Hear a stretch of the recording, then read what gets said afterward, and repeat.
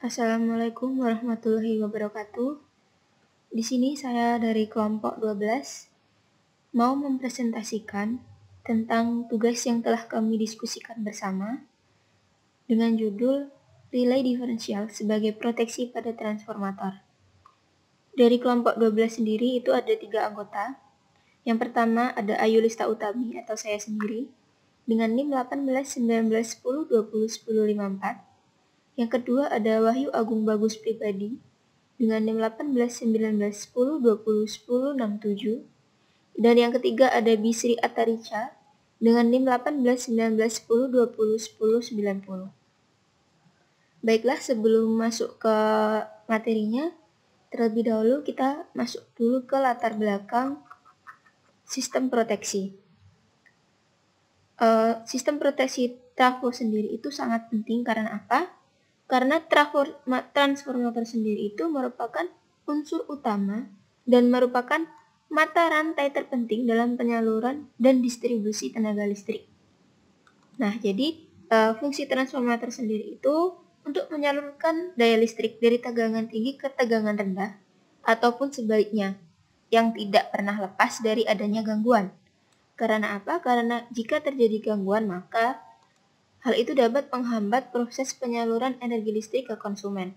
Nah, untuk itu sistem proteksi yang sangat handal itu sangat dibutuhkan untuk melindungi transformator dari gangguan sehingga nantinya proses penyaluran energi listrik itu dapat berjalan dengan lancar.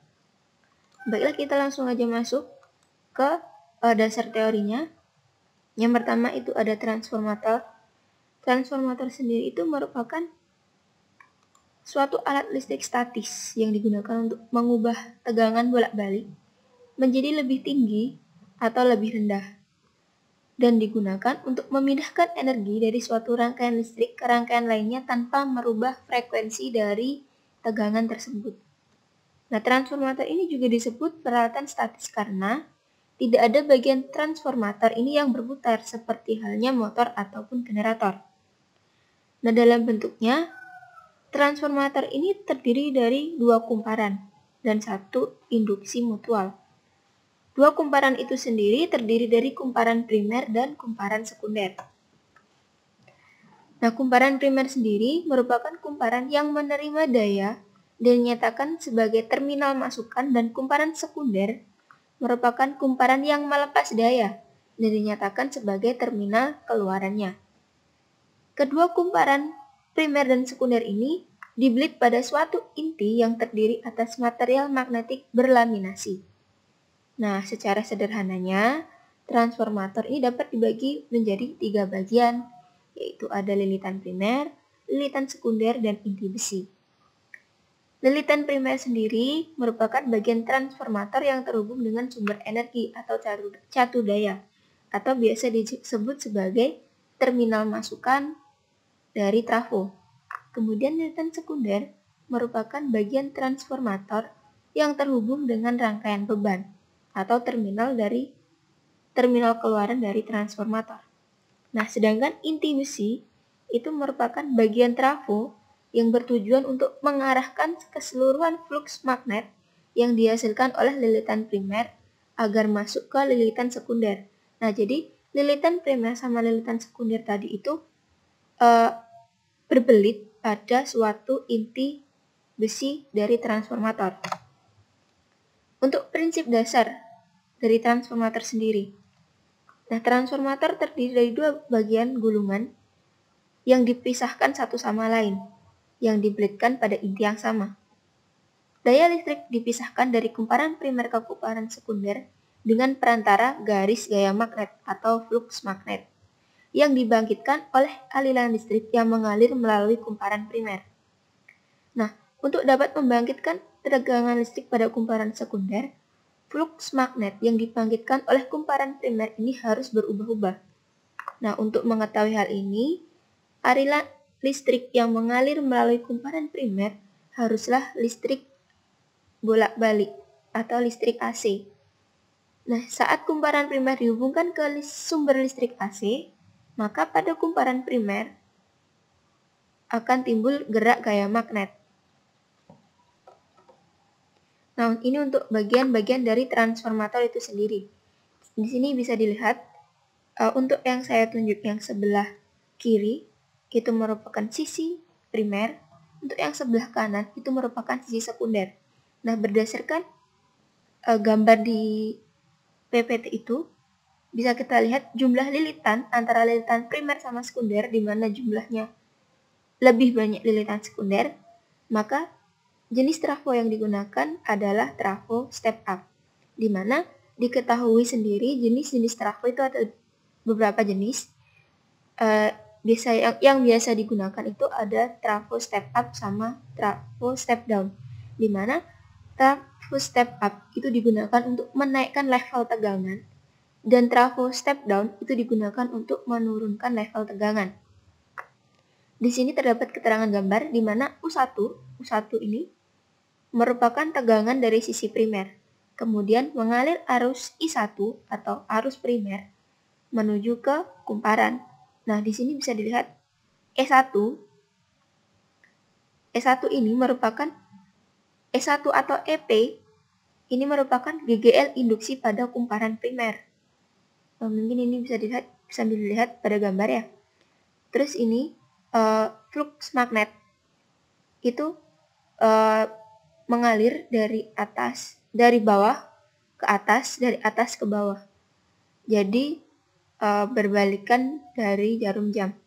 Nah, untuk sisi sekunder sendiri, di sini ada U2. U2 ini merupakan tegangan sekunder. Di sini ada Z juga. Z di sini merupakan beban. Di sini juga ada I2, di mana I2 ini mengalir dari trafo, maksud saya dari koil atau dari kumparan menuju ke beban. Terus di sini juga ada ES, di mana ES merupakan GGL induksi pada kumparan sekunder. Dan di sini juga ada NS, di mana NS ini merupakan lilitan sekunder. Dan di primer tadi juga ada NP, di mana NP ini merupakan lilitan dari sisi primer itu sendiri. Kemudian lanjut tentang materi gangguan pada transformator. Setiap trafo atau transformator yang umumnya bekerja secara normal tentu suatu saat akan mengalami yang namanya gangguan. Pada umumnya gangguan ini dapat dideteksi karena akan selalu timbul arus maupun tegangan yang tidak normal atau tidak seimbang. Jenis gangguan ini antara lain hubung singkat antara pelitan, yaitu hubung singkat antara kumparan dengan tanah. Yang kedua, hubung singkat dua fasa, dan yang ketiga, kerusakan pada isolator transformator. Di sini terdapat dua jenis gangguan, yaitu gangguan dalam dan gangguan luar. Yang pertama, gangguan dalam. Gangguan dalam adalah gangguan yang disebabkan karena adanya gangguan yang terjadi di dalam transformator. Gangguan itu antara lain terjadi busur api yang kecil dan pemanasan lokal yang dapat disebabkan oleh cara penyambungan konduktor yang tidak baik, lalu kontak-kontak listrik yang tidak baik, dan kerusakan isolasi antara inti baut. Selanjutnya, gangguan pada sistem pendingin. Sebagaimana diketahui, banyak transformator daya yang mempergunakan minyak transformator sebagai isolasi yang sekaligus merupakan bahan pendingin. Suatu kenyataan bahwa terjadinya suatu gangguan atau kerusakan di dalam transformator, maka dalam minyak itu akan terbentuk sejumlah gas. Lalu selanjutnya, arus sirkulasi pada transformator yang bekerja secara paralel, dan gangguan hubung singkat lainnya. Lanjut, gangguan luar. Gangguan luar disebabkan oleh hubung singkat luar. Hubung singkat jenis ini terjadi di luar transformator daya. Misalnya, gangguan hubung singkat di sistem yang merupakan sumber bagi transformator daya tersebut. Gangguan ini dapat dideteksi karena timbulnya arus yang sangat besar, mencapai beberapa ratus kali arus nominalnya. Yang kedua, beban load luar atau overload. Transformator daya dapat beroperasi secara terus-menerus pada beban nominalnya. Kondisi ini memungkinkan tidak segera menimbulkan kerusakan pada transformator daya, tetapi apabila berlangsung secara terus-menerus akan mengakibatkan umur isolasi bertambah pendek. Kemudian selanjutnya keadaan beban lebih berbeda dengan keadaan arus lebih. Pada beban lebih, besar arus hanya kira-kira 10% di atas nominal, dan dapat diputuskan setelah berlangsung beberapa puluh menit. Sedangkan pada arus lebih, besar arus mencapai beberapa kali arus nominal dan harus cepat mungkin diputuskan. Berikut gangguannya. Kemudian lanjut pada proteksi. Pada sistem tenaga listrik, sistem proteksi adalah perlindungan atau isolasi pada bagian yang memungkinkan akan terjadi gangguan atau bahaya. Tujuan utama proteksi adalah untuk mencegah terjadinya gangguan atau memadamkan gangguan yang telah terjadi dan melokalisirnya dan membatasi pengaruh-pengaruhnya. Biasanya dengan mengisolir bagian-bagian yang terganggu tanpa mengganggu bagian-bagian yang lain. Sistem proteksi ini mendeteksi kondisi abnormal dalam suatu rangkaian listrik dengan mengukur besaran-besaran listrik yang berbeda antara kondisi normal dengan kondisi abnormalnya. Ada beberapa kriteria yang perlu diketahui pada pemasangan suatu sistem proteksi dalam suatu rangkaian sistem tenaga listrik, yaitu yang pertama, sensitivitas atau kepekaan. Sensitivitas atau kepekaan adalah relay proteksi terhadap segala macam gangguan dengan tepat, yakni gangguan yang terjadi di daerah perlindungannya.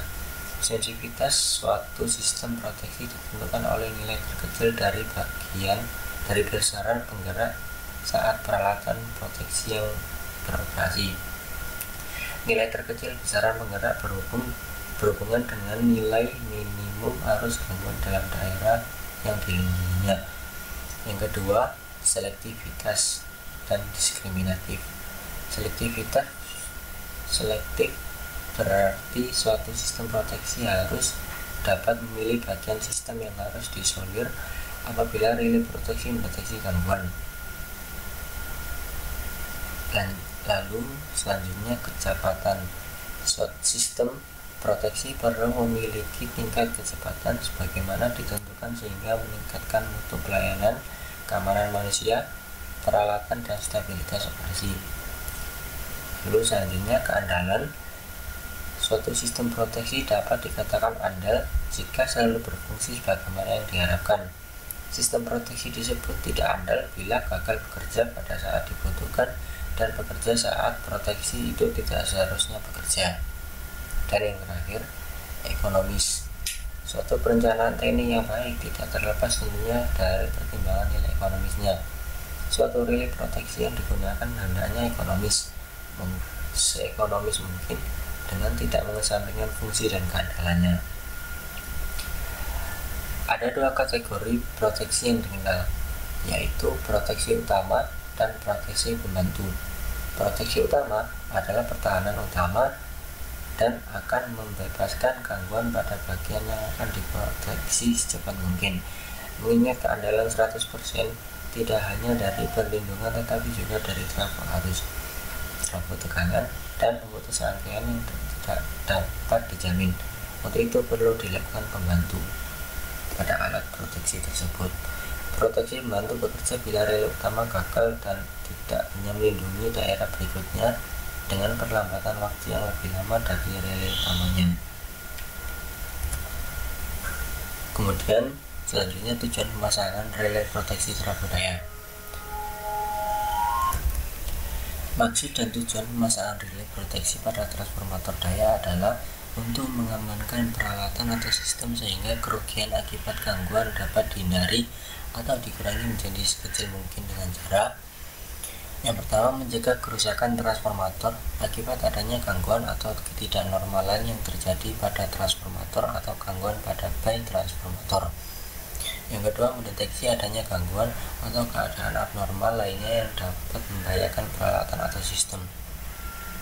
Yang ketiga, melepaskan bagian sistem yang terganggu atau yang mengalami keadaan abnormal dengan secepat mungkin, sehingga kerusakan instalasi yang terganggu atau yang dilalui arus gangguan dapat dihindari atau dibatasi seminimum mungkin, dan bagian sistem lainnya tetap dapat beroperasi.